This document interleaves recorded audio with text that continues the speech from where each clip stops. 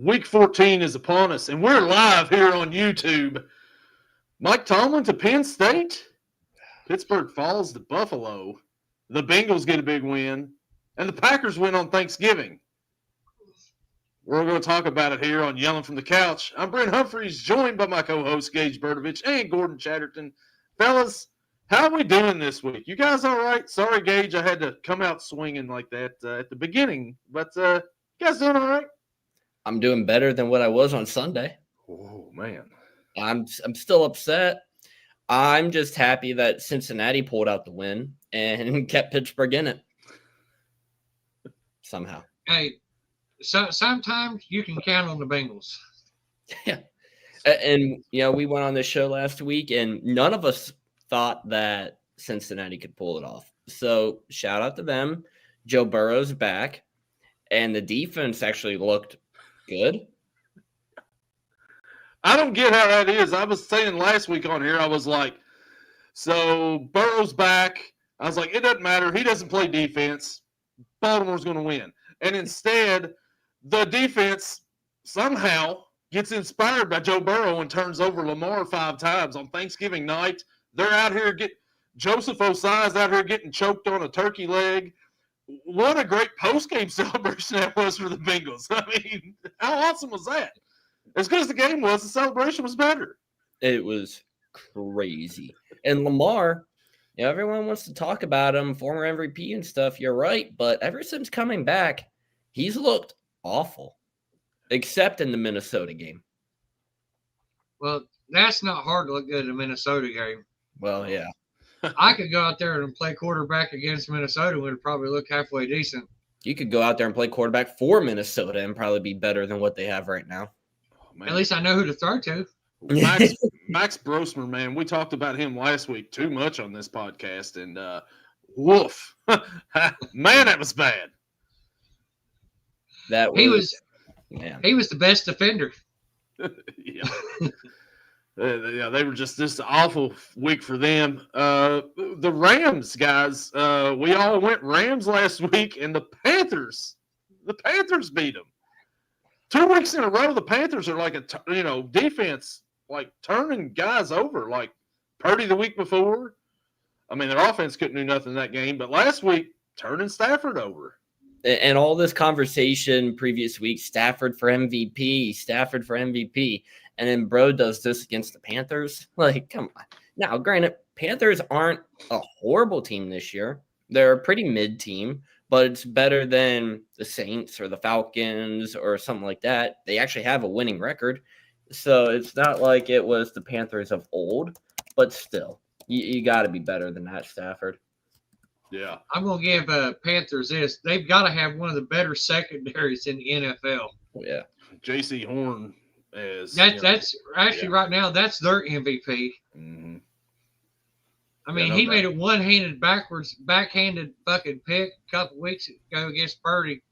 That was a fucking highlight reel by itself. Yeah. So, Gage, Pittsburgh. First half, you said, hey, can we just play 30 minutes? If they could just play 30 minutes, that's all I'll take. What do you think? Well, a reason for that, there's a stat floating around out there. I screenshotted this yesterday. The Steelers have blown 4 halftime leads this season. If they do it a fifth, it'll set a franchise record. Pittsburgh ranks top 5 in the NFL with 9 halftime leads this season. Combined record of the rest of the top 5 in those games, 33-4. The Steelers, 5-4. So if we could play 30 minutes, I'm all for it, and the record would look great. Give us a little bit more wins out here. Buffalo would have gone down, would have taken down the Packers, would have taken down a lot more teams. And we don't know how to play second half football. We also don't know how to protect our quarterback. We also don't know how to just stop the same damn run play every time. When you're out there running duo, left, right, everyone in the stadium knows what's happening. Everyone sitting on the couch at home knows what's happening. But for some reason, Terrell Austin and his infinite freaking wisdom has no idea what's going on. How do we make adjustments? let's call cover fucking 4 and just have some fun out here when, they need 4 yards for a first down. Let's play our corners 9 yards off. And man press doesn't exist in this game anymore. I'm so over Terrell Austin, and there are several former players, Steven Nelson being one. Nelson said that when he was in Pittsburgh, Terrell Austin was the defensive back coordinator.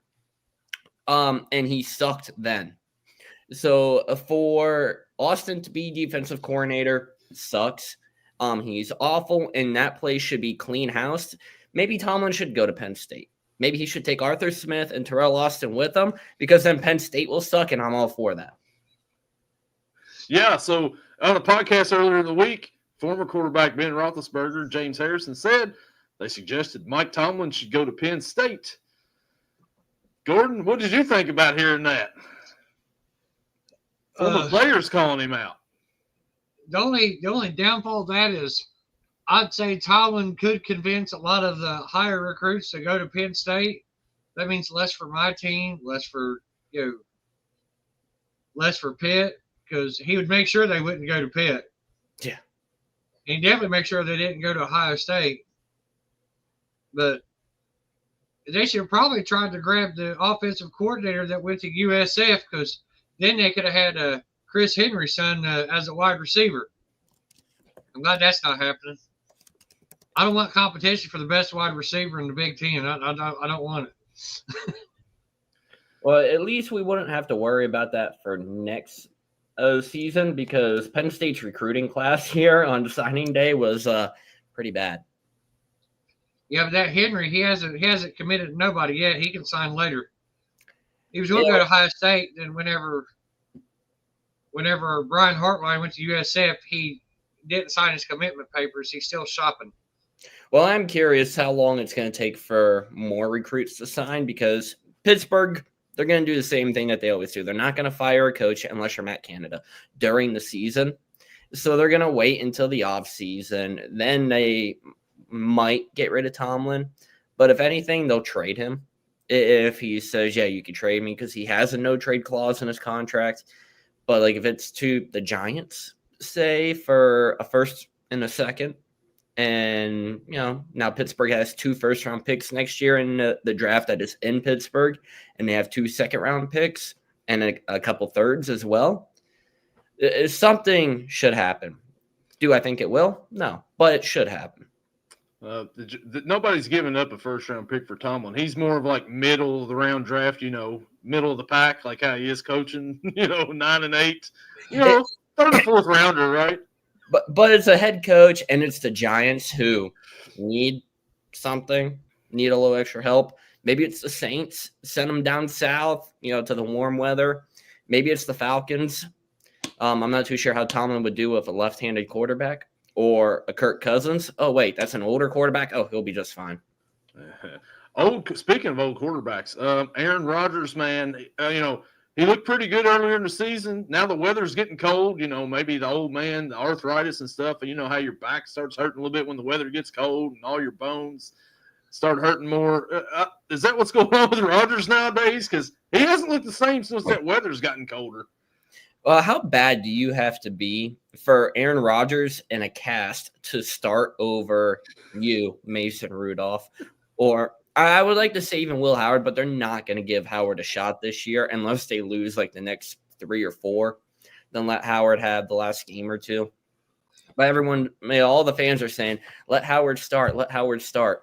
From a coaching standpoint, you're not going to, because you're still in the playoff race.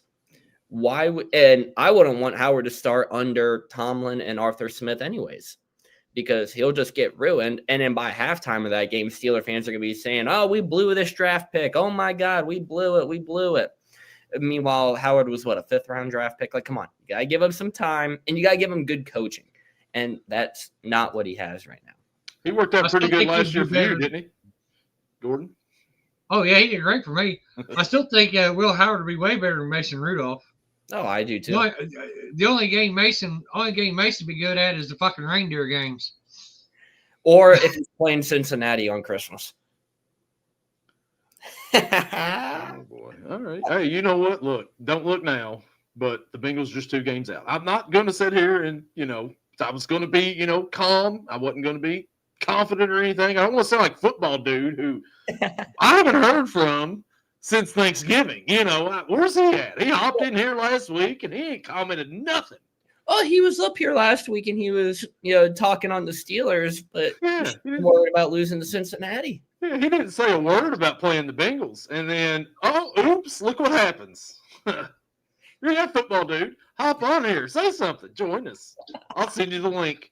Come on in. Nowhere to be found. So, Gordon, your team, our picks Thursday and Friday. You went 1-3. I went 0-4. Gage went 0-4. Just, we looked like we was going to be horrible. Now, Gage continued his horribleness on the Sunday, but me and you, Gordon, we did pretty good. Your Packers get a big win against the Lions, securing, right in the driver's seat for the NFC North if they can get past the Bears. Yeah, well, we broke out the brooms. Yeah. We swept them. Yeah. We swept them underneath the damn rug and stapled it down, hopefully. Oh, no, they played pretty good last night. Oh, my God. Yeah, they did. And it wasn't, Amon-Ra St. Brown goes out during that game against the Packers. That probably helped out a little bit for the Packers. But nobody thought he was coming back last night until kickoff. And they're like, oh, yeah, Amon-Ra St. Brown is available. And it's like, what happened there? And he goes and has a good game. Yeah. The first pass of the game to him. Yeah. I know we'll get to it here in a minute, but I had him. So at a concert last night, and I checking my phone before it starts, and I see Amon-Ra St. Brown active. I'm like, oh, okay. So I go into my fantasy app. Kamani Vidal in the flex. He's due for a bad game because that's how his freaking season has been going. So I'm like, okay, Amon-Ra Vidal. All right. It says it saves. I'm sure you can guess where this is going. I swipe out of it. I don't look at it for the rest of the night. Get out, look at it ESPN, looking at the box score. I'm like, all right, CD Lamb, 6 for 121. Amon-Ra St. Brown, 6 for 92. All right, we're starting off with over 30 points for the week. This is going to be great. Mm-hmm. I just opened it up. And I see I only have 18.1 points. I'm like, what? That's crazy. And then here, Amon-Ra St. Brown still on the bench. Kamani Vidal still on the flex. The service inside that building said it was 5G plus with 2 bars. I thought it was good. Apparently not. Yeah, that's going to be tough right there. Because Vidal, like you said, due for a bad week probably. Yeah, and I have no one on the bench. But we'll talk about that later. Yeah, we'll get to it in a minute. Well, at least you didn't have the same curse that me and Brent had. The guys we're going to go against both had Brandon Aubrey as their kicker for 22 fucking points. Yeah, it's real nice. So if you're sluggish from maybe going to a concert the night before and you need a little pick-me-up, may I suggest going to w.gg and using our promo code YELLIN. You can get flavors like Tiger Blood, Grandpa's Denture Water, Blue Raz, Grandma's Lemonade. Just check it out, that's DUBBY.GG, and use our promo code YELLIN, YELLING. Dubby, BW, be better. Good stuff. It's good stuff. That's why I drinking it early this morning because someone I don't even know where you pulled that promo from, but someone might have been at a concert last night. Yeah, man, partying hard, and W will pick you right back up for the next day. So, yeah, man. So let's go ahead, Gage, and let's have me fumble around for a minute like I do all the time on this here, and let's get into it. From turf to tears, it's injury fears. Who's sidelined this week in Gage's fantasy sphere? All right, So, who you got? We have a lot of questionable markings this week. We also had a lot of, not a lot, but a few buys. So starting off quarterback position, Lamar Jackson, questionable against Pittsburgh. Offensive coordinator Todd Monken said Thursday that he expects Jackson with an ankle injury to play, but this is now 4 weeks in a row that Lamar has missed practice during the week due to some injury, and it's 4 weeks in a row that Lamar has sucked. So keep an eye out on that. We might replace him with Jordan Love, but with the way Pittsburgh's defense is, I don't know if I want to do that right now. It might be a King Henry game. I don't know. Running back position, we have Aaron Jones, questionable. Shocker. It feels like he's questionable every week on this segment now. Yeah. Coming off a poor performance against Seattle where he had 6 rushing attempts for a whopping 3 yards and also 4 catches for 22 yards. Wide receiver played last night and hope he's okay. CeeDee Lamb, a scary situation there, hitting the ground hard and then pulling a Tua. After coming off a 6 for 121 game. Still a good fantasy performance, but hope he's okay for the rest of the season. We did make a move this week because we needed to. We picked up Jacoby Myers off of the waivers. Projected almost 11 points this week against Indy. He's been good ever since coming over from the Raiders. So I'm hoping that continues this week. 2 games in a row with the touchdown. Granted, that was against Tennessee and Arizona. But with Sauce Gardner, I believe he's out this week. So hopefully, we can get some movement on that side. In the flex position, as I mentioned, Kamani Vidal against Philly. The only saving grace on that is Jalen Carter is out. So maybe he has a decent game. And I don't regret Amon-Ra St. Brown somehow remaining on the bench. Buys this week, we have Teteroa McMillan and Travion Henderson. So that's why it's kind of hard for me to replace Vidal right now because the only person I could do that with is Zach Charbonnet. The rest of the bench is Jordan Love and the Texans defense. And obviously, they can't go into the flex position.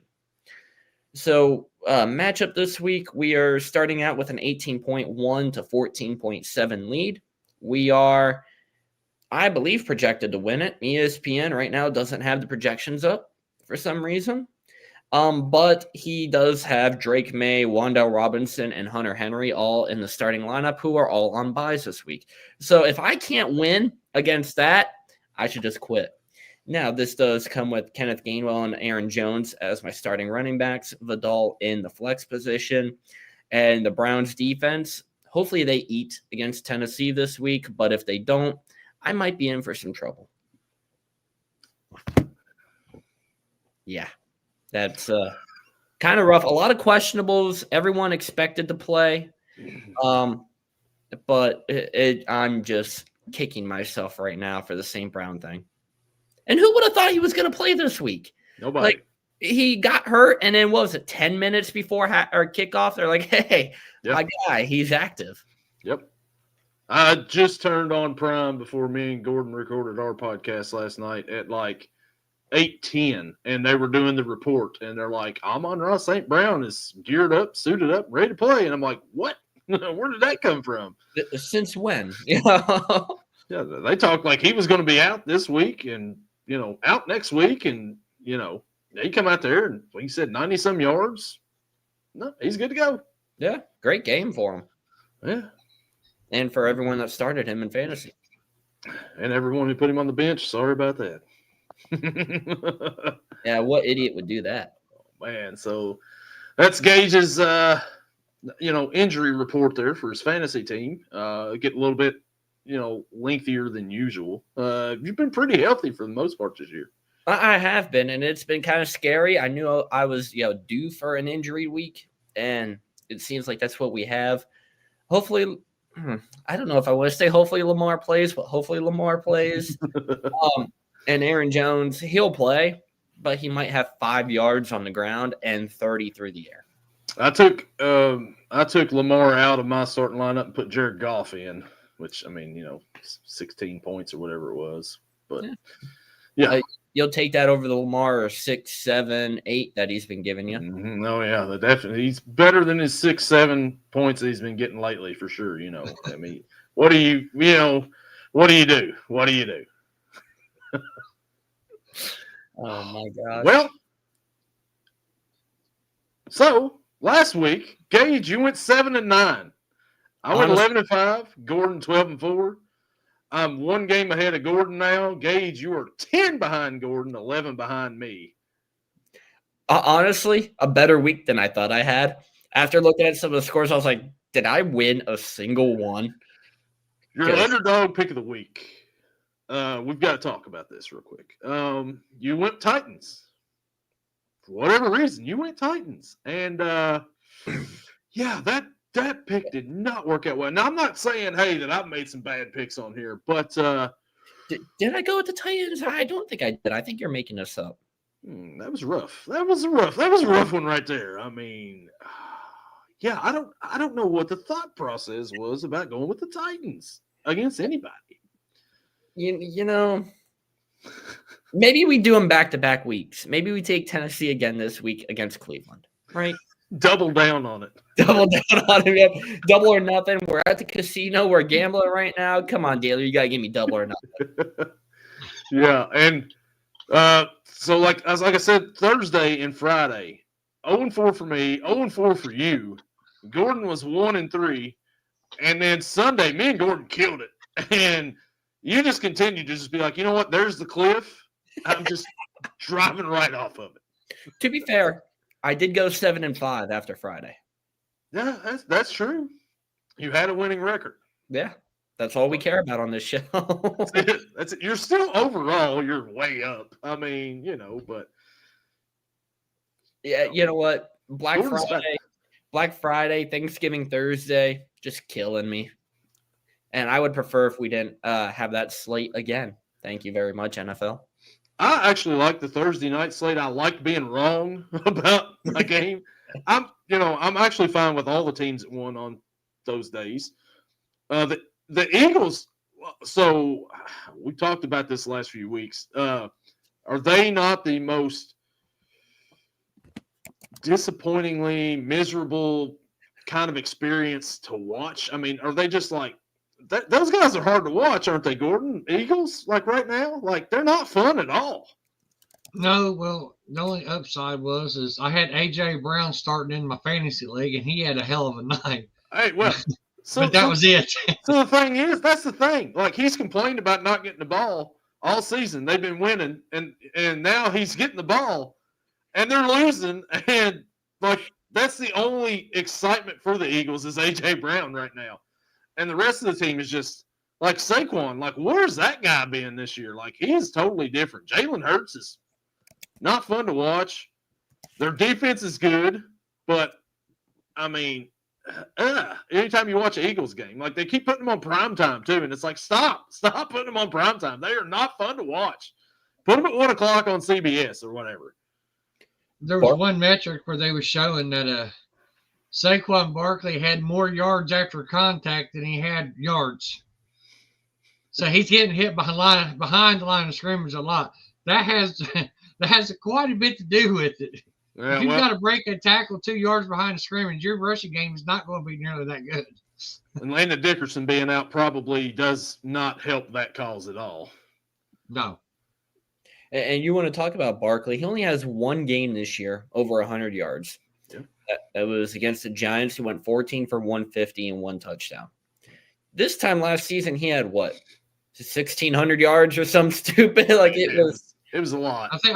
I think he had 21,000, something like that last year by this point. I don't think he had. I was like, man, I think he had an extra 0 there. That's a lot of yards. Yeah, man, he broke the record last year. I multiplied it by 15, I think. Anyway, I mean, it was a lot better than what he's got going on this year. And they're just, like I said, they keep putting them in these prime positions. I mean, they are the defending Super Bowl champs, but can we flex out some of these? Because, man, you put me to sleep before halftime watching the Eagles play on a Monday night. And it is pretty funny, as you mentioned, the last 2 games, they've gotten A.J. Brown involved. In the last 2 games, they've lost. He's had 18 catches for 242 yards and 3 touchdowns over the last 2 games, and both of them resulting in the Bears running all over them and 2 losses altogether. Yeah, and, I mean, that helps for your fantasy, I guess, Gordon, but for watching purposes – forget it. No, it's not. It's not fun to watch, but No, it's fun to see that stat line. So let's go ahead, guys, and let's get into our picks this week. Let's start it out with the Cincinnati Bengals traveling to Buffalo to face the Buffalo Bills at 1 o'clock on Fox. Buffalo's a 5.5-point favorite. Buffalo coming off of a win last week. The Bengals also coming off of a win last week. I don't know why I threw it in there. I never do that on the pick. Sorry. Gordon, who you like in this one? In this game right here, the way the Bengals defense played last week, and the fact that Bills can't do much of anything really. I mean, some of the games they've won this season, they're kind of lucky to win. And I'm still not going to forget the fucking beat down by the fucking Falcons when I picked the Bills. But I think the somewhat half-breed alien will show up. Not the alien, just a half-breed will show up. Bills will win, but I don't think they're going to cover. I think Bengals might actually beat them, but I'm going to take the Bills, but no cover. They're not going to be able to cover. Gage, what do you think? I beg to differ on the thing that the Bills can't do anything. 249 yards rushing last week against a certain team, and that's the key for Cincinnati's defense. They hone in on the rushing attack this week. If they stop James Cook, Ray Davis, Ty Johnson, and Josh Allen, they're going to win this. I have no doubt. Is T. Higgins back? Do we know? I think he's been participating. I don't know if he's back or not, but well, it's trending in the right direction. Man, I don't want the Bengals to win, but something tells me they're going to. The only thing is it's in Buffalo. Bills Mafia is going to go crazy, and just because of that, I got to take the home favorite. But I think this early matchup for game of the week, maybe. Give me Buffalo in this one, and I'll take Cincinnati to cover. So you mentioned T. Higgins. He's a full participant in practice on Thursday, so he's trending in that direction. Cincinnati Bengals last week, Joe Burrow comes back. The defense decides, hey, we've got a defense over here finally. Trey Hendrickson's still not back for that defense yet. This game was supposed to be a 4:25 game because they thought playoff implications earlier in the season. They flexed it to 1 o'clock because they said, well, there's no playoff implications. Then Burrow comes back, and all of a sudden we're back, and there's some playoff implications once again. So maybe they flexed too early. I don't know. But it's 1 o'clock against the Bills. The Bills had a pretty good game last week on the ground, like you said, against Pittsburgh. You can stop James Cook. You can stop this team. Josh Allen and them, they haven't – the Bills have been rocky at best. They don't look very good this year as they have in years past. The Bengals, on the other hand, they look pretty good the other day, and I'm not trying to get too excited. So I'm going to probably do what Gage does here. I think that if the Bengals win Sunday and the Ravens can beat the Steelers, okay, watch out for the Bengals to actually have a shot at this North because they play the Ravens the next week. If they could beat Baltimore once again and win out, I mean, I could see the Bengals win this North. Because the Ravens have a tough schedule. Pittsburgh's got a tough schedule the rest of the way. The Bengals have a cakewalk after the Ravens. So you get past these two games, which is totally possible with Burrow being back. And if that defense plays any percentage chance, the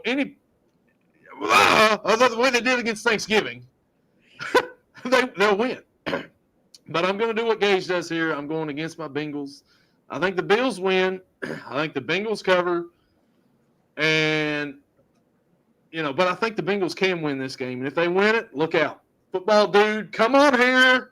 Talk next week because the Bengals will play the Ravens. And I'm going to talk all kinds of junk. So you better get in here. You've been doing it all season. It's time to come on. Come on home. Get in on this. Give me the Bills, though.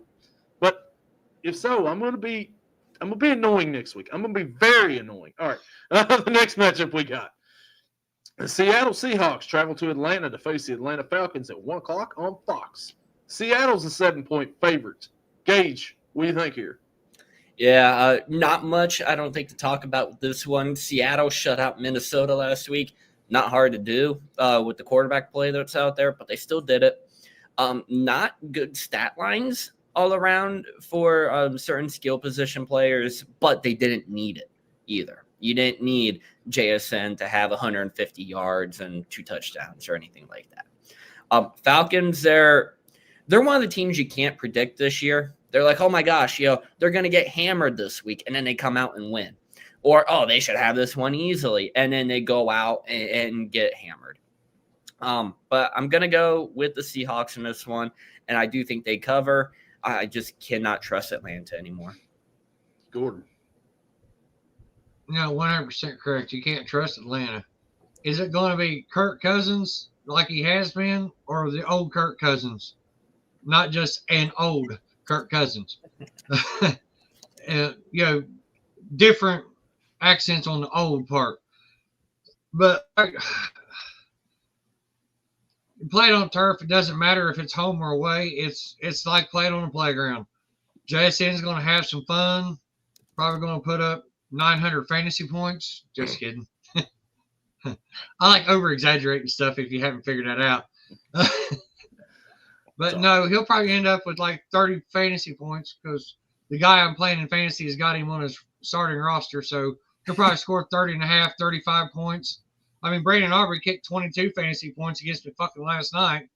Why not? Let's just pile that shit on for the first week of the playoffs in my fantasy league. So, but give me the Seahawks and they'll cover because the Falcons don't know how to use Bijan Robinson all the time. So, yeah, we'll just leave it at that. Yeah, Bijan had almost 200 yards all-purpose last week against the Jets. So he's due to have 40 yards all-purpose this week against the Seahawks. That's the way it's going. Yeah. 3 carries. The Falcons, they found Kyle Pitts. Hey, he's coming on, right? Kyle Pitts. He's probably not going to do anything this week. He's got to be like their number 1 receiver though right now. It's Drake London. He's still out, I think, as far as I know. Seattle dominates Minnesota. Sam Darnold comes back against his old team and shows, hey, maybe you should have kept me because what you got now is garbage. So I think that they continue that this week. I don't care if they play in Atlanta or Seattle or wherever. I got the Seahawks winning this game. I've got them covering. I think that they'll dominate. JSN is going to have a big game, and Seattle will win. Next matchup we got. The Tennessee Titans travel to Cleveland to face the Cleveland Browns at 1 o'clock on Fox. Cleveland's a 4.5-point favorite. Gordon, what are we thinking here? Another game of the week. But, no, I'm taking the home favorites because Quinshon Judkins is going to be my reprieve in that fantasy league because McCaffrey's out on bye. I need him to have a 70-point game or something like that because, like I said, they had the kicker from the Cowboys and they got JSN and they got a bunch of big-name scorers over there. So Chase is one of the receivers on Dude's team. Yeah, I'm due for an ass whooping this week. But give me the Browns, and I think Shador has a way better game than last week. I'm not setting the bar real high. Also, the Niners are better, even with their 4th, 5th-string linebackers than the Titans are on defense. Yeah, and that's why, there's a report that Judkins should have a huge game, and I hope he does. But give me the Browns and a cover because the Titans are just, oh my God, they are just that bad. Gage, they're that bad. Gage, is this a spot where we do the underdog pick of the week and we double down? Hey, after last week, I can't. Especially, if Cleveland didn't have as good of a defense as they do, I'd probably be like, let's double down on them. But Cam Ward might get sacked 28 times in this game.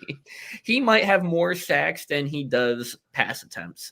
That's how bad the Titans are. And the Titans are just bad all around. Judkins is going to run all over him. Shador might throw 220. I'm going to set the prop line at 220.5 for him. with 1.5 over/under passing touchdowns. Give me the Browns in this one. I think they cover easily, but don't be surprised if the Titans come out and I should have doubled down coming back next week. That's not happening. That's not happening at all. I mean, you ain't got to worry about that. The Titans last week put up 3 points against the Jaguars team. Now, the Jaguars have a decent defense. I mean, they got my guy Josh Hines Allen over there, the best Josh Allen in the league, if you ask me. This defense is a lot better than that. They've got Myles Garrett, who may break the sack record this week in this game because the Titans are that bad. Cam Ward on the other side, the least talked about number 1 pick of all time, maybe, for good reason, quarterback wise. I mean, there's nothing there really. Then the Browns, Shadur, 5th round pick, the most talked about 5th round pick in a long time, probably. The Browns defense is going to be the difference in this game. Judkins going to run all over them, as you all said, and Shadur's going to do just enough not to screw it up for the Browns, and the defense is going to shut down Titans for the most part. Give me Cleveland to win. Give me a Cleveland cover in a, as Gordon said, game of the week. WEAK. Next matchup. The Washington Commanders travel to Minnesota to face the Minnesota Vikings. 1 o'clock on Fox. The Vikings are a 2.5-point favorite at home. Gage, what do we think here? I have no idea. Max Brosmer looked like Will Levis last week with some of the plays he was making. Is he starting at quarterback again this week, or is Minnesota just going to say, you want Justin Jefferson? You're the emergency quarterback. You go out there and try to do this. At least you can move. You're probably more accurate, and you're not stupid like some of this quarterback play we've had. It's sad when the best quarterback on our team is Carson Wentz, and the dude has not played because he's out all season now. Marcus Mariota, is Jaden Daniels back? I don't think so. Mariota played a great game, though, last week against Denver, took Denver to the wire, and they could have won if it wasn't for the blocked pass on 4th down in overtime. And they had a man wide open. Denver's defense once again came through. I'm going to go with Washington this one. I don't care if it's Jaden Daniels or Marcus Mariota. As long as Max Brosmer, J.J. McCarthy, or I said the other guy last week at quarterback, and I can't – John Wolford. If it's him at quarterback, it doesn't matter. Washington's going to win this one. Give me the Commanders, and obviously they cover. Gordon, what do you think? Yeah. Marcus Mariota is better than their QB room. Yeah. And that's not – and that's setting the bar very low. Yeah. But anyways, going back to fantasy, I picked up Chris Rodriguez because of McCaffrey being out, and he was the best available that I could pick up. So I dropped Emmanuel Wilson because Jacobs is back. He's not playing. So I got Chris Rodriguez, picked Scary Terry up. So I'm hoping I get kind of the same results as I got last week, or that he did last week. But yeah, give me the Commanders because the Vikings are a good team except for that one position, and that's just the position that counts the most. Their quarterback, because they ain't got a quarterback for shit. Yeah. Well, a lot of times I think the quarterback is just standing back here waiting to take a shit, I'm sure, because they definitely ain't looking to throw the ball. They're just holding it. It's like, I'm just kidding. All right, yes. I'm done. I got Commanders covered. Yeah, so J.J. McCarthy's cleared protocol. He should be back this week. Does that change anybody's minds? Probably not. Jaden Daniels also a full participant in practice, so maybe he's trending towards playing. Maybe they should just set him out the rest of the year. They talk about Burrow setting out the rest of the year. Commanders don't have anything to play for. Why send him back out there? He's been hurt twice this year.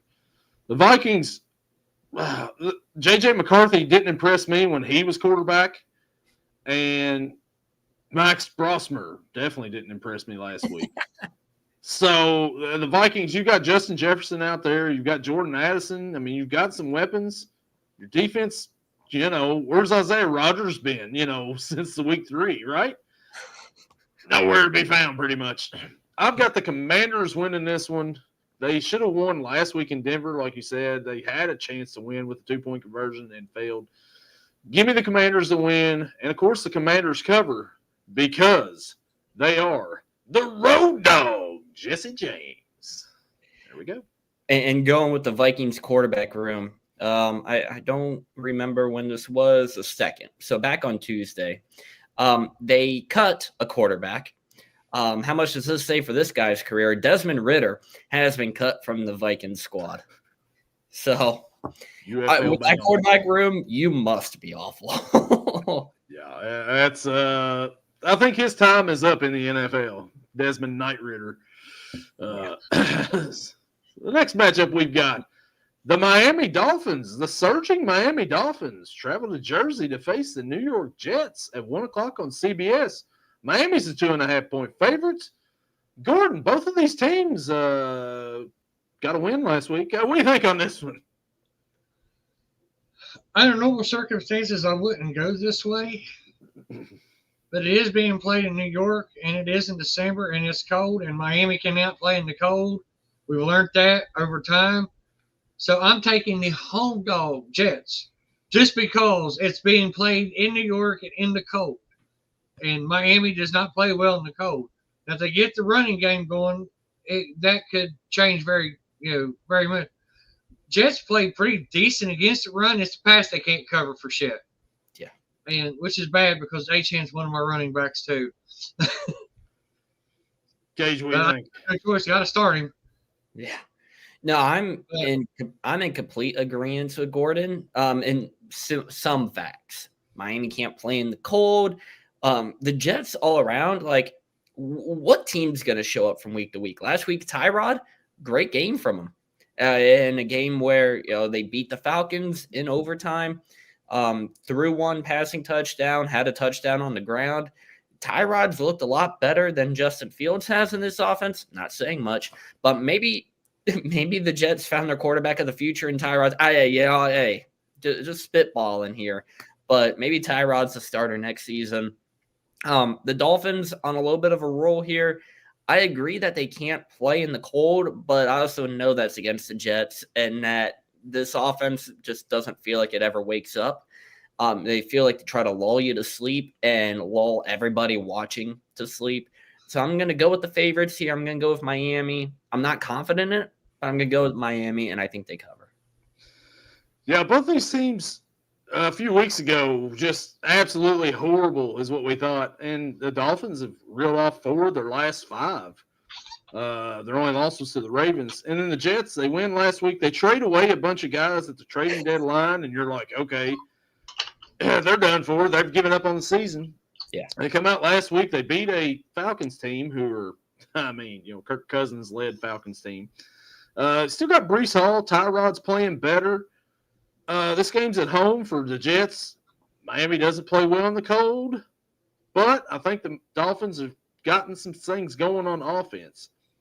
Achan's looking like Achan, prime Achan pretty much. Yeah. Tua's playing better. I think that the defense is not been too bad for Miami. Give me the Dolphins to win this one, and give me the Dolphins to cover. They win by about a field goal, which should be a pretty decent AFC matchup. Decent. Not game of the. Yeah, you're on the island.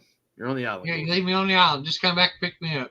Yep, we'll come back around here in just a little bit. Maybe on this game right here, the New Orleans Saints travel to Tampa to face the Tampa Bay Buccaneers at 1 o'clock on CBS. Tampa Bay's 8.5-point favorite. Gage, what do you think? I've given the Saints way too much credit this year. Talked last week about Devin Neal starting in for Alvin Kamara.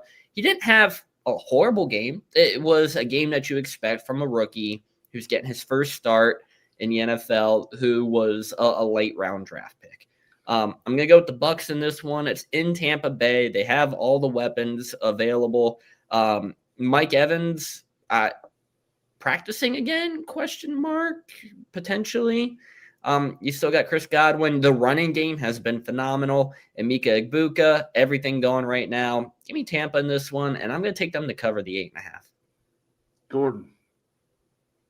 Yeah, I got Tampa Bay covering because I picked the Saints 1 week, and boy, they let me down horrible that week. One of their worst losses. Go figure, huh? I thought, oh shucks, was going to do something. Nah, no. Let's just give that shit up. If the defense doesn't shut out the other team, they're pretty much going to lose. Yeah. So, and I'll tell you what, if Mike Evans wants his 1,000-yard season, he needs to pick it up if he starts. Yeah. I think he needs to average, 300 yards a game, 200 yards a game for the rest of the season? Yeah, about $1.75. Let's just make it an even 200. That way he can take some time off in the last game of the season. Anyways, but just give me the Bucs because I don't think the Saints couldn't pray their way to a win this week, like most weeks. Yeah. So we talked about you mentioned like Tyler Shuck not doing so well. You picked the Saints 1 week, he didn't do so well, but he has been the better quarterback of the quarterbacks they've played this year. So I'll give him that, which isn't saying much. Maybe they should. Yeah, maybe they should have brought in Hunter Deckers, who they had at preseason that we mentioned on this here podcast. But Tampa Bay, the injury bug has hurt them for the most part. Last week you get Bucky Irving back. You've got Chris Godwin out there playing now. Ibuka. If you get Mike Evans back and he starts to get healthy, this offense may be starting to get rolling a little bit more. Like you said, Mike Evans got a lot of work to do to get that 1,000 yards once again to keep that streak alive. Can he do it? I don't know. Is he going to be on a snap count? I don't know, but I think Tampa Bay wins this game. I think they win going away because that offense is going to look like the early season Tampa Bay, where the offense was one of the fun teams to watch in the league. So give me the Bucs. Give me a Bucs cover. And Gordon, welcome back. You're no longer on the island. Yeah. Thanks for picking me up. It was getting lonely. No. And the Saints here the other day did do something that I wish Pittsburgh had stayed doing. They signed Beanie Bishop to the practice squad, who I was upset on the podcast when it was announced that they released him. So good for you, Beanie. I'm sorry you're going to the Saints, though. Hey, at least you did pick up a wide receiver this week, and it's more than a Thielen. Adam Thielen. Yeah. Woohoo, 35. The retirement home keeps on growing. Oh, the next matchup we've got, the Indianapolis Colts travel to Jacksonville to face the Jacksonville Jaguars at 1 o'clock on CBS. Indy's a 1.5-point favorite. Gordon, what do you think? Well, I went against the Colts past 2 weeks, and I've been right. Oh, Indiana Jones is more looking like Tuscaloosa Jones or something like that. He ain't looking like Indiana Jones.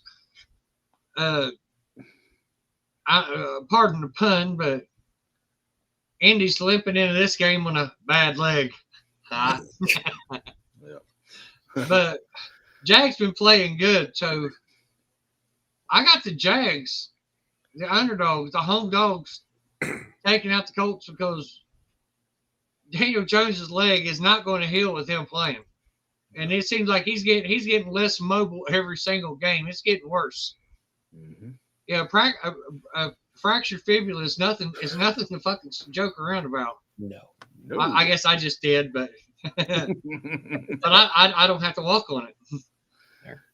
But no, he's less mobile now. They can really key on Jonathan Taylor, and without a running game, Daniel Jones ain't shit. Give me the Jaguars, and they don't need to cover because they're the home dogs. Gage. Yeah, the Jaguars are on a 3-game winning streak right now. They beat the Titans last week, and then the Cardinals before, and the Chargers, they just absolutely blew out. Their last loss came against the best defense in the NFL, the Houston Texans, and they threw up 29 points on them. The Colts this week, like you mentioned, Daniel Jones on a bad leg. You got Jonathan Taylor back there, but you're without Sauce Gardner. How much of a threat is Daniel Jones going to be when he can't move? That's going to be the question. And I'm agreeing with you. I think the Colts dropped this one. I'm going to go with Jacksonville. And it's amazing, at the beginning of the season, oh my gosh, the Colts Super Bowl team, they're the team to look out for. And now they're like, oh, they're falling off a little bit. Give me Jacksonville, and obviously they cover with that. Yeah, so the Colts, as you mentioned, Daniel Jones, limping into this game a little bit, still playing on the fractured fibula. That's no joke right there. He's been a different quarterback, and now we know why. He really hasn't looked the same the last few weeks. And we've got the reason why. Jonathan Taylor has not played well the last few weeks. I mean, for him, he still had 80-some yards last week, 50-something the week before. So, this team is trending in the opposite direction of what they were earlier in the season. Jacksonville, on the other hand, they've picked it up. They look pretty good, but Jacksonville is one of those teams where they look really good one week, and then for some reason they just lose. But I think it's a little bit different now. Since Jacoby Myers has come over to the team, that's helped out that offense quite a bit. So I'm going with you guys on this one. I think that the underdog Jacksonville Jaguars, the home dogs, get this win. So give me Jacksonville, and, of course, they cover that spread. Now we head to the final 1 o'clock matchup of the week, and it is the Pittsburgh Steelers traveling to Baltimore to face the Baltimore Ravens. At 1 o'clock on CBS, Baltimore is a 6-point favorite. Gordon, who do you got in this one? Sitting here taking a look. Baltimore's defense is just it's up one week and then it's down the next. Steelers is up a little bit but down a lot. So I'm sitting here thinking, is Rodgers starting? Because if it's Mason Rudolph, it's going to be the Ravens. It's more of a head scratcher if Rodgers plays. I'm just going to guess that he is, and I'm going to take the underdog, the road dog, Jesse James, Steelers. Give me the Steelers. So, Gage, I'm going to let you pick last on this one here. I'm going to go ahead and I'm going to jump in here. And so this is a big matchup for every team in the North besides the Browns. Pittsburgh did not look good last week. They haven't looked good in the last few weeks. 6-6 right now. Baltimore's come up. They've tied them up 6-6.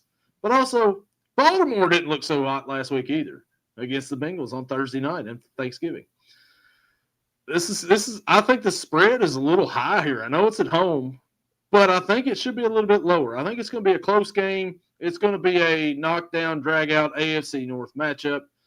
But are either one of the quarterbacks going to be healthy? Derrick Henry hasn't looked the same. Can Pittsburgh get a running game going? Wide receiver-wise, DK Metcalf, really good wide receiver. He's got the speed, he's got the strength, but he can't run a route real well. You need somebody, you need to get some wide receivers in the offseason. What Pittsburgh really needs there. Pat Freiermuth, you haven't heard a whole lot of him this season either. What's going on with these guys over there? Baltimore, I think, for me, I need, I've already picked the Bills, but if the Bengals somehow win that game and Baltimore can beat Pittsburgh, things get interesting. So I'm going to go with the Ravens.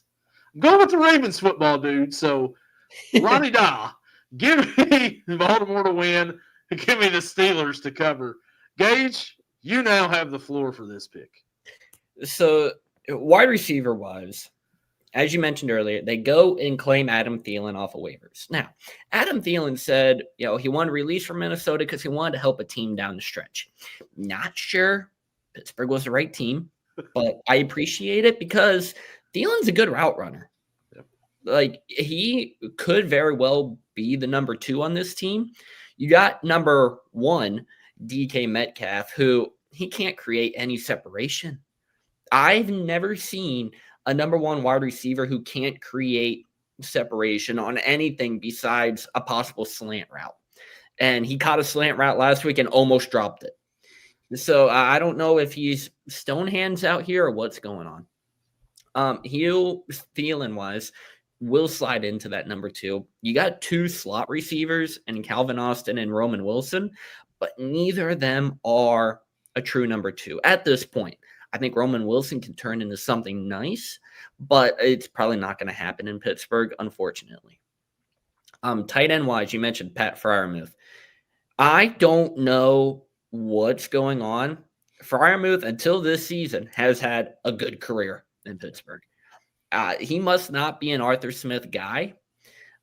Listening to people like Big Ben, James Harrison talk on their podcasts, if you're not an Arthur Smith guy, he will make sure to not use you as much as possible. It seems like every time Muth is in there, they go and throw in the ball for a touchdown. It feels like that's the only time I've seen him catch a ball this season is for a touchdown. Now, it's not saying much because he hasn't caught the ball much.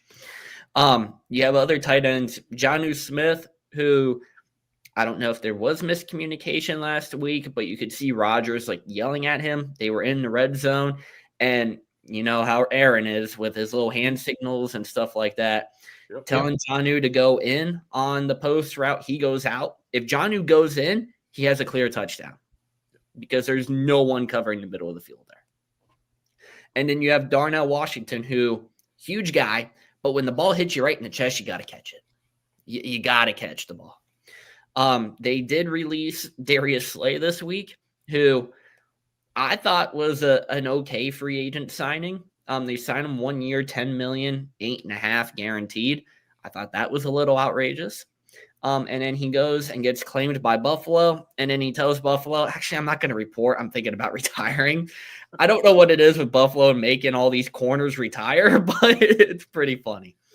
Not all time, since 2005, the underdog in the Steelers versus Ravens game is 29, 12, and 3 against the spread. That's a 71% clip. Now, I don't know why the spread has changed a little bit. Earlier in the week, it was 5.5. Now it's gone to 6. Not really a big, change there, but it's still a change. Lamar not playing well. Aaron not playing well at all recently. And Gordon, you mentioned about Mason Rudolph. If Mason Rudolph overthrows Darnell Washington, we got an issue. He's trying to throw that ball, first off, into triple coverage. He overthrows Darnell's hands. Now, Darnell is, 6'7", 311. 6'7". He can't really jump.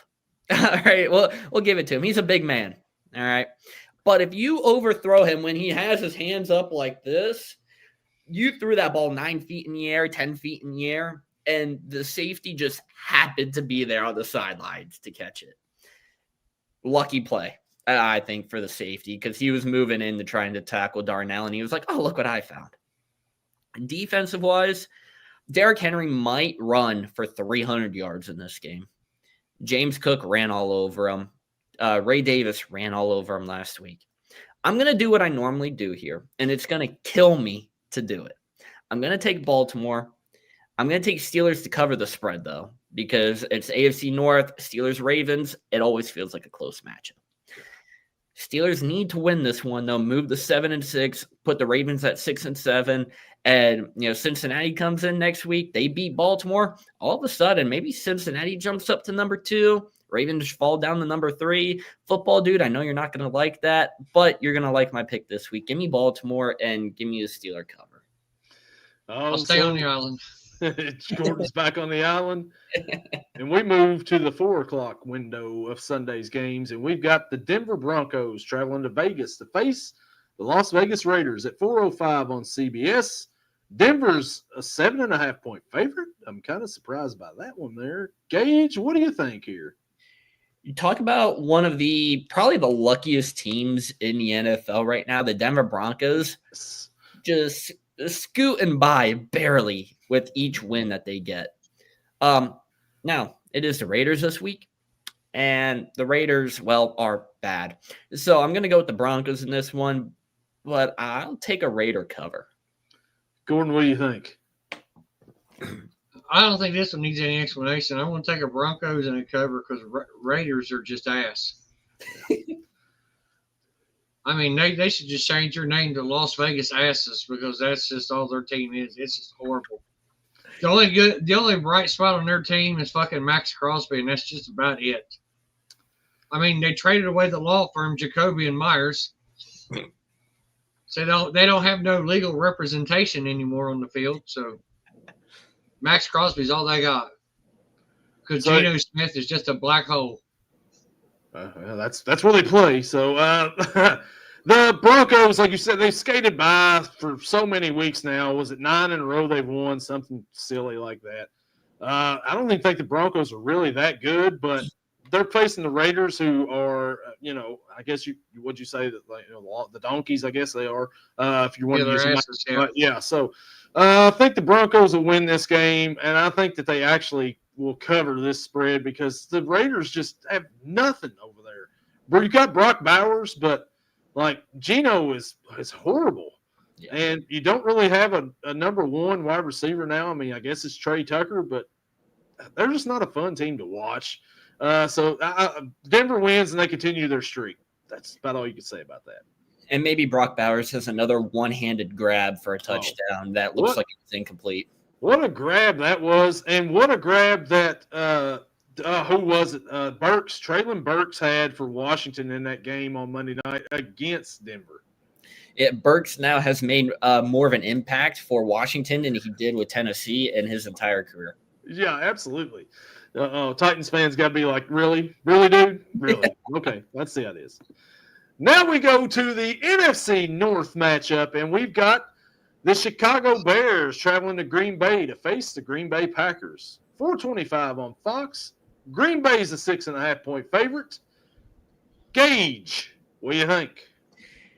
Starting with the Bears, Caleb Williams is one of the few quarterbacks in this league that heavily dependent on his run game and his defense to help pull him out of the trash. Last week against Philly, they picked up the win, but he completed 47% of passes for 154 yards, a touchdown, and a pick. On the season, he has a 58.1 completion percentage, 2,700 yards, 13 passing touchdowns to 5 interceptions. That does not include him on the ground. Packers-wise, they get Christian Watson back. I think that's going to be a huge boost to the offense. And it's against the team that he tore his ACL in last year. So maybe it's a little bit of a revenge game for him. Maybe Jordan Love comes out and throws another 4-touchdown game. And maybe I start him in fantasy and Bears just mollywop him and he throws 4 interceptions. We never know what's going to happen with Jordan Love. But it's in Lambeau. I'm going to take the home favorite. Give me Green Bay in this one. They take down the surprisingly number 1 seed Chicago Bears, and I think they cover as well. So, Gordon, I'm going to go ahead and jump in here real quick and do my pick. Is Christian Watson, was he already playing? Yeah, he's been in the last 2 weeks. Oh, okay, gotcha. Okay, well, Jaden Reed's supposed to come back. Jaden Reed, yeah. That's what I thought Gage was going for, Jaden Reed. Yeah. So looks like Bear guy says bear down. So the Bears have played really well. Black Friday, they go out, they beat the defending Super Bowl champs. They're a surprising team at 9-3. Caleb Williams is actually looking like maybe he is one of the better quarterbacks in that draft class. Maybe so. You got Roma Dunze, really good receiver. Luther Burden's playing really good as a rookie out there. DJ Moore, DeAndre Swift, Kyle Manunga. I mean, you've got a lot of weapons on the offensive side there. Defensively, you got CJ, of course, our guy for the Bears. And then the other hand for the Packers, they go out, they go to Detroit in a game that Detroit, must have won for them to win that division, and the Packers just take care of them. I mean, just dominate them for the most part there. Green Bay, if they win this game, they're probably winning the North for the most part. I mean, they've got a really good shot at that point in time. The tie that we talked about at the beginning of the season with the Cowboys, it looked really bad at the time. Looks like it may come into play to help Green Bay at this point in time. I got Green Bay winning this game, and I think that they're actually going to cover. I think they win by a touchdown in this game.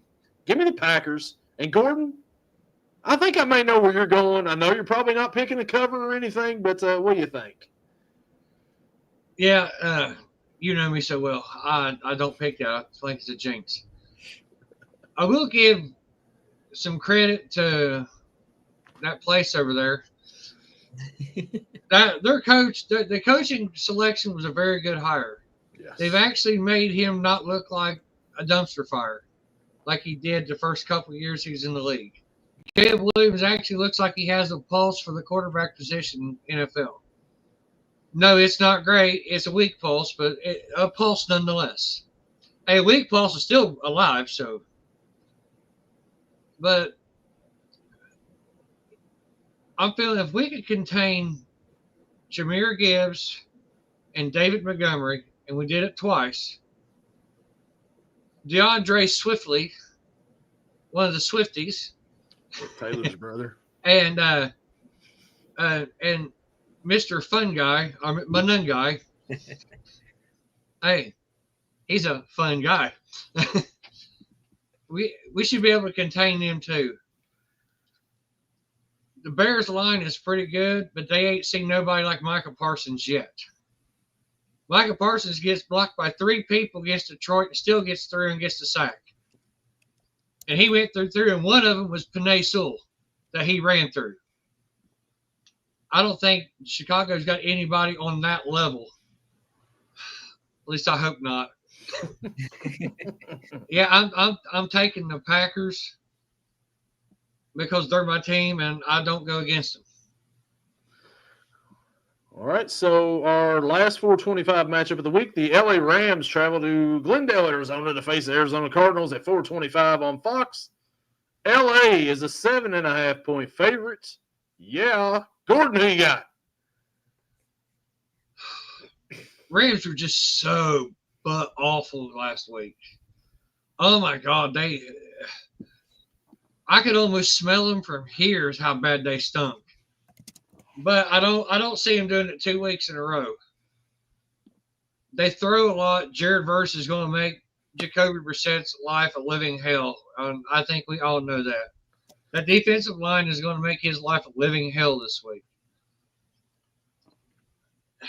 Give me the Rams and a cover, but they still got Marvin Harrison Jr. as probable because of he got a foot injury last week when he just come back. Yeah. What the hell is that about? But at least I got Michael Wilson too on my fantasy team. I got them both, so if one's out, I can just put the other one in. But give me the Rams and a cover because this is not a good fight for the Cardinals because the Rams' best part of is pass defense, and that's all they do is fucking throw the ball. So obviously, so give me the Rams and a cover because I don't even think it's going to be that close. Gage, what do you think? As someone who is a Trey McBride owner in fantasy, I love how much they throw the ball. It makes me so happy. Jacoby Brissett has played in 7 games this season since taking over for Kyler. 67.5 completion percentage, 2,100 yards, 13 touchdowns, only 4 interceptions. One of those interceptions came last week, and it was just a stupid play. He tried to force the ball in there, and it was a very rare turnover from Jacoby. His past 3 games, 301 yards, 317, 452. That game he set the record for completions. 2, 4, 5 touchdowns to 3 interceptions. I like the way Jacoby's looking. He's looking like a guy who should be a starting quarterback somewhere in the league and not just a guy who takes over after Kyler finds out that Black Ops 7 is coming out. For the underdog pick of the week, we're going with the Arizona Cardinals. They're going to try to capitalize on the Rams being down a little bit after losing to Carolina this week, maybe force Stafford into a couple more turnovers. And Trey McBride, Michael Wilson, if Marvin Harrison plays, they're all going to eat this week. And Jacoby is going to throw for 300 plus again and multiple touchdowns. Whoa. Underdog pick of the week. Wasn't expecting that there because the Rams coming off of a loss last week. Like Gordon, you said they look terrible. They still look terrible and scored 28 points in a game. The offense, they give up a bunch of turnovers and they still score 28. they're still a really good team. I think they're going to come back this week. They're going to bounce back. They're going to be mad that they lost last week. They're going to want to prove something. On the other hand, though, the Cardinals, how much fun have they been offensively? I mean, Jacoby Brissett out here breaking records in some weeks and just throwing the ball around everywhere. Absolutely no running game. Don't really need it, really. I mean, they still lose, but they're fun to watch. This is going to be a fun matchup right here. The over-under in this game, I don't even know what it is. I'm going to look at and see what it is real quick because I can tell you all could probably take a bet here. It's 47.5. Over, that's low. Take the over in that one. But give me the Rams to win this one. And I think that they actually cover. I think they win by about 10. And what should be a fun matchup, though. The Cardinals are going to sling it around, and the Rams are going to sling it around to try to, get back, back on track for their Super Bowl run that everybody thinks they're on. Yeah, Matthew Stafford MVP. And if there's any bet that you can take this week, Devontae Adams for at least one touchdown. Yeah, absolutely. You're getting the red zone. Puka gets him down to the red zone. Devontae gets him in the end zone. Devontae has scored a touchdown in the last 6 games and has scored multiple touchdowns in 4 of those 6 games. Yeah, that's your best bet for the week right here. And now we go to Sunday night. The Houston Texans travel to Kansas City to face the Kansas City Chiefs at 8:20 on NBC. Kansas City's a 3.5-point favorite and are desperate for a win. Gordon, what do you think? I actually got down here. Oh, no. These are my road dogs. Jesse James. I got the Texans winning. That defense is unreal. I've seen it 3 weeks in a row. I've sat there. I watched the entire game that they played, and it's been unreal what they've done to people. Good quarterbacks, average quarterbacks. They make average quarterbacks look like dumpster fires, and they make good quarterbacks look middle of the road. So they might make Patrick Mahomes look like a pretty good quarterback. Because they got 4 pass rushers on the front line. They got good defensive backfield. They got really good linebackers. They're just a well-coached defensive unit. From the head coach to defensive coordinator. Plain and simple. And KC don't have the firepower they used to. I mean, Kelsey's not as fast as he used to be. Rashee Rice ain't all they thought he was. They don't get Xavier Worthy involved enough. And they don't have a run game for shit. Kareem Hunt's good, but Kareem Hunt will get you a couple yards. But if you need 3 yards, he'll still get you a couple yards. No, give me the Texans, and they don't need the points because they're the road dogs. Gage, Jesse James. Gage, what do you think? I'm in agreement here. The Texans' defense is incredible. Like Gordon said, they are a well-coached team from top to bottom. The only thing that kind of scares me a little bit is C.J. Stroud, just because he's not the same guy he was last year. Now, injuries obviously have plagued him this year, which kind of suck. But the Chiefs also not the same team that we're used to. The Chiefs have an outside chance of missing the playoffs this year. Not just being a wild card team and not winning the division, just missing the playoffs altogether. The Texans, I think they're going to come out and they're going to hand it to Kansas City. Give me the Texans in this one. They're also the road dog, Jesse James. Oh, guys. Oh, man. Before you all made your picks, I'd had down that I was going to go with the Texans on this one. And this one kind of scares me to go with the Texans because for whatever reason, I mean, the Chiefs, I still feel like Patrick Mahomes is going to find that Mahomes magic at some point in time this season. I mean, it's week 14. We're getting a little late for it, but it's got to show up sometime, right? They're not the same team for sure, offensively or defensively this year. Last year, their defense carried them. The last couple of years, their defense pretty much carried them, and Mahomes just did what he needed to do not to lose games. Real good game manager, you could say. Yeah. This year has not been that case at all. But and the Texans, I mean, what else can you say? Linda told us at the beginning of the season that the defense has been great for Houston. You've got to remember all of the names over there. I mean, you can't just name, Petrie, Lassiter, Will Anderson. all them guys. Al Shazier. What a great defense. Great defensive Danielle coach. Hunter. Danielle Hunter. Yeah. Just all kinds of names over there. Houston's just Will Anderson. Like, how lucky were they to get the 2 and the 3 picks that year and get Stroud and then Will Anderson right after that, because he's been awesome. But you guys rolled with the Texans. I'm gonna save the graphic here, I guess, for the game day thing. I'm gonna roll with the Chiefs. I don't feel good about it at all because I think Houston's defense is rolling right now. They've dominated teams the last few weeks. They've really got together. They started out really slow, but the last few weeks they've really come on. Give me the Chiefs, though, to win this game, but give me a Texans cover. It's going to be about a field goal game.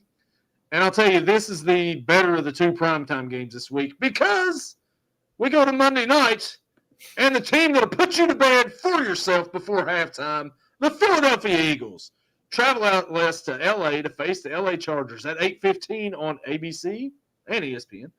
Philly's a 3-point favorite.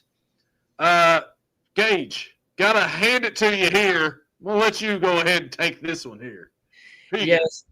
So, as I mentioned earlier, Kamani Vidal due for a bad game. So, the Chargers are going to have no running attack in this game. Now, it might change a little bit. Jalen Carter out for the Philly defense. But A.J. Brown, maybe he needs to have a quiet game. Maybe he needs to have a quiet game for Philly to win. I think Philly's going to win. Maybe this is a Saquon game. He gets back on track, his second 100-yard rushing game of the season. I don't know. This is a hard one to pick just because I don't have faith in either of these teams. The Chargers can come out one week and absolutely destroy Pittsburgh and then get absolutely destroyed the next week by Jacksonville. Philly can allow 200-plus rushing yards to DeAndre Swift and then allow 4 to Kamani Vidal this week. You don't know what's going to happen, but I'm going to go with Philly in this one, and I think they cover. Gordon, I'm going to hand it over to you now. Thank you. I'll take the handoff for a Kareem Hunt 2 yards. Hold a second. Sorry, I had to throw it again. I've got the Eagles, and they can't seem to run the ball, but I think they're going to get Devontae Smith and Dallas Goedert more than what they have been, and keep AJ Brown involved because they can't run block. So getting Saquon Barkley getting started is hard if you can't get him started because you can't block for shit. If he's got to break 3 tackles behind the line of scrimmage, he ain't doing very good. But I got the Eagles. I got them covering because it's at the Chargers, and every team other than the Chargers. It's like a home game when you go to the Charger Stadium because their fans don't even want to come to see them. There's plenty of empty seats. Yeah. So you guys, I tried to hand it off to both of you guys. You both fumbled on this one right here. Justin Herbert dealing with a hand injury, limited in practice today. Left hand, offhand, I get it. But I think that's going to be a difference.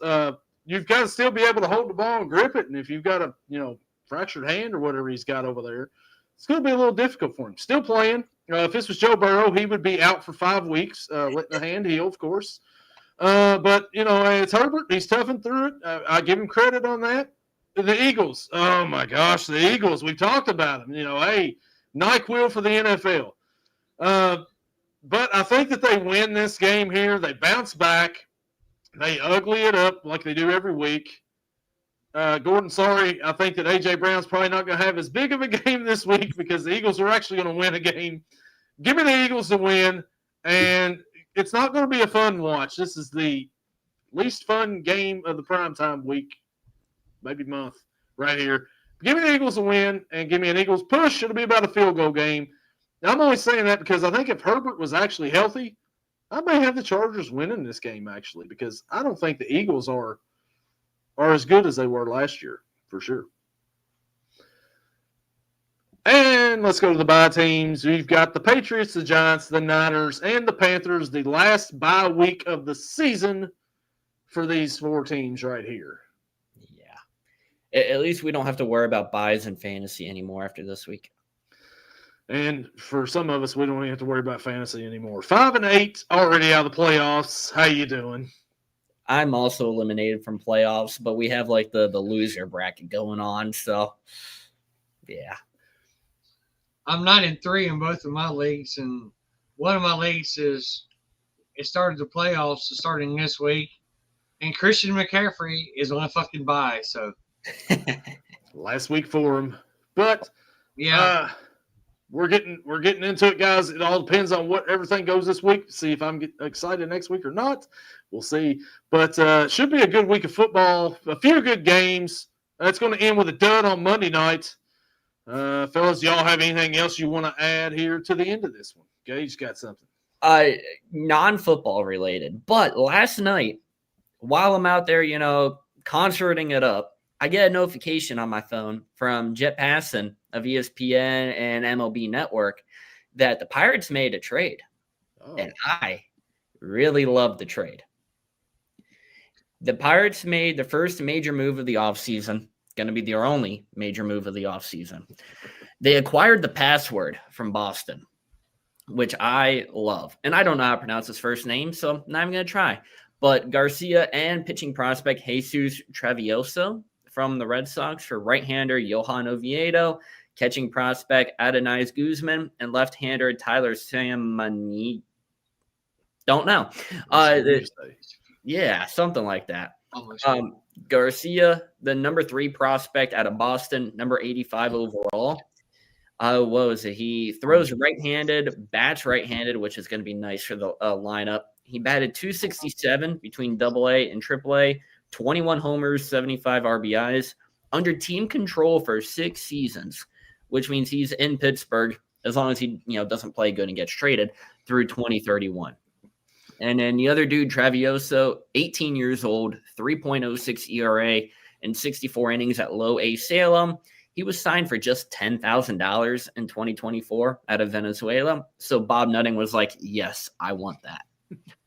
Oviedo, injury-plagued career. He returned from 2 injuries last season, only made 9 starts, went 2-1 with 3.57 ERA, 42 strikeouts, and 40 1/3 innings. He's in his second year of arbitration and will be a free agent after 2027. Samaniego, I'm going to assume that's how you pronounce it, 26 years old, one of just 3 lefties on the Pirates roster, but he never pitched above AA last year. He was added to the 40-man, never made an appearance. 3.99 ERA across 4 minor league levels. And then Guzman, who's kind of the interesting one, turned 22 yesterday and was the Pirates' 5th-round pick out of Arizona in 2025. Made his Pro Bowl debut in Low A Bradenton and homered in his lone minor league game with Pittsburgh. All in all, I think the Pirates actually won a trade as long as Garcia, pans out the way I think he can. And he has a shot at making the roster on opening day. He has a shot at being an opening day starter, especially with Jack Sawifsky out here and O'Neal Cruz possibly, being trash like he was last year. If he does not replace Sawinski on the roster, I'm going to throw something, and it'll be on this podcast because he sucks, and I'm just so excited to get Password out here. They're not going to let him come up until June or so they keep team control of him for another year. Yeah. Well, I'm still waiting on the Reds to sign Kyle Schwarber. Let's go. Let's make it happen. Hometown boy. Come on. Y'all re-signed Emilio Pagan. Yeah. Well, yep, I seen that. Not much to say there. Hey, whatever. Gordon, you got anything else you want to add here at the end of this show? Oh no, I think I've insulted enough people. I'm done. Gordon's getting prepared for the Big Ten championship this week. He's ready. Oh hell yeah! So, yeah, man, it should be a good week of football. We'll be back here next week. I was going to say last night was a good night. Saturday's going to be a good day of football. Sunday should be good. Monday will be good for about a half. If that. And we will catch you all next week. Later. See you later.